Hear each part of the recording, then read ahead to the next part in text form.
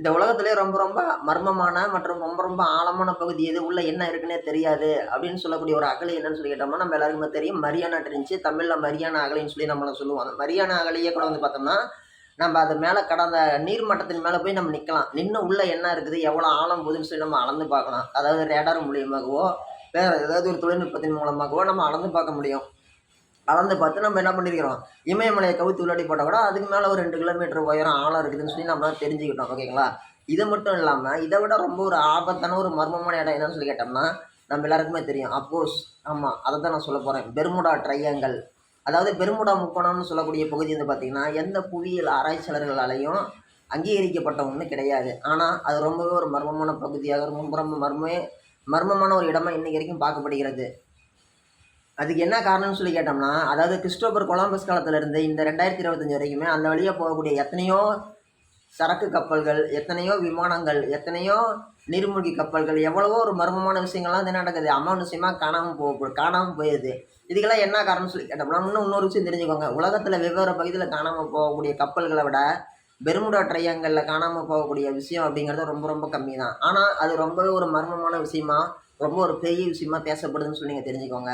உலகத்தில் மற்ற இடத்துல எங்கே காணாம போகுதுன்னு சொல்லி கேட்டிங்கன்னா, எதிர்பாராத ஒரு புயலின் காரணமாகவோ, அல்லது எதிர்பாராத ஒரு கடல் சீற்றத்தினாலேயோ, அல்லது கடல் கொள்ளையர்களுடைய தாக்குதலாலேயோ எத்தனையோ கப்பல்கள் உலகத்தோட வெவ்வேறு மூலையில் காணாமல் போயிட்டு இருக்குதுங்கிறது உண்மைதான். அதோட எண்ணிக்கையை பார்க்கும்போது இந்த பெர்முடா ட்ரையாங்கல்ல நடக்கக்கூடிய விஷயம் அப்படிங்கிறது ரொம்ப கம்மியான அளவு தான்.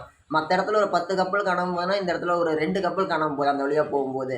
இதில் என்ன ஒரு ஏன் பெருசாக பேசப்படுதுன்னா, மற்ற இடத்துல காணாமல் போன கப்பல் ஏன் காணாமல் போச்சுன்னு நம்மளுக்கு ஒரு காரணம் தெரியுது.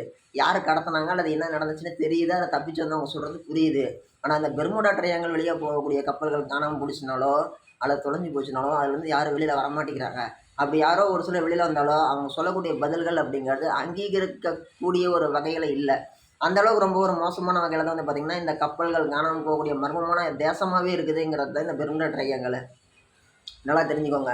இதுக்கெல்லாம் என்ன சொல்கிறாங்கன்னா, பூமியோட மையப்பகுதி, கடலோட மையப்பகுதி பெர்முடா ட்ரையாங்கலாக இருக்கலாம். அதனால தான் வந்து பார்த்திங்கன்னா அந்த இடத்துல வந்து ஒரு நீர் சுழல் போல் இருக்குது. அந்த இடத்துல போகக்கூடிய விமானங்கள் எல்லாம் காணாமல் போகுதுங்கிறாங்க. அதுலேருந்து தப்பிச்சு வந்த ஒருத்தர் என்ன சொல்கிறாரு, அந்த இடத்துல நாங்கள் போனோம். அந்த இடத்துல வானத்தில் ஒரு தீப்பிழம்பு மாதிரி வந்துச்சு. அது நேராக கடலுக்குள்ளாடி போணுச்சு, சுற்றிட்டு இருந்துச்சுன்னு கூட சொல்லியிருக்கிறாங்க. ஏன் இன்றைக்கி உலகத்தில் வந்து பார்த்தோம்னா, நம்மளுடைய இந்த பெர்முடா ட்ரையாங்கலை வச்சே வந்து பார்த்திங்கன்னா எவ்வளோ விஷயங்கள் நடந்துகிட்டு இருக்குது. காமிக்ஸ் வந்துருக்குது, மாங்கா காமிக்ஸ் வந்துருக்குது. மாங்கா காமிக்ஸ்னால் நீங்கள் என்ன நினைக்கிறீங்கன்னா, நம்ம ஊரில் எப்படி நம்ம ஊரில் சிறுகதைகள் புத்தகம் வருதோ, அதே மாதிரி சைனாவில் வந்து பார்த்திங்கன்னா சிறுகதைகள் புத்தகத்தை வந்து பார்த்திங்கன்னா என்ன சொல்லுவாங்கன்னா, மாங்கா காமிக்ஸ்னு சொல்லுவாங்க. அந்த மாங்கா காமிக்ஸில் வந்து பார்த்திங்கன்னா பெர்முடா ட்ரையாங்கல் வர சம்மந்தமாக வருது, கார்ட்டூன்ஸ் வருது. ஹாலிவுட்டே அந்த பக்கமாக கவனத்தை திருப்பி நிறைய படம் எடுக்கிறாங்க, சீரியல்ஸ் எடுக்கிறாங்க, வெப் சீரிஸ் எடுக்கிறாங்க, அதை விளாக் பண்ணுறாங்க. இப்படி எவ்வளோ விஷயங்கள் நடந்துட்டு தான் இருக்குது. ஆனாலும் அதையும் தாண்டி இன்றைக்கி போயிட்டு இருக்கக்கூடிய மக்கள் அப்படிங்கிறவங்க பெர்முடா ட்ரையாங்கலை ஒட்டிய பகுதியில் போயிட்டு வரவங்க போயிட்டு வந்துட்டு தான் இருக்கிறாங்க. ஏன்னா அவங்களுக்கு அதுதான் தடம், அது வழியாக தான் போய் ஆகணும்.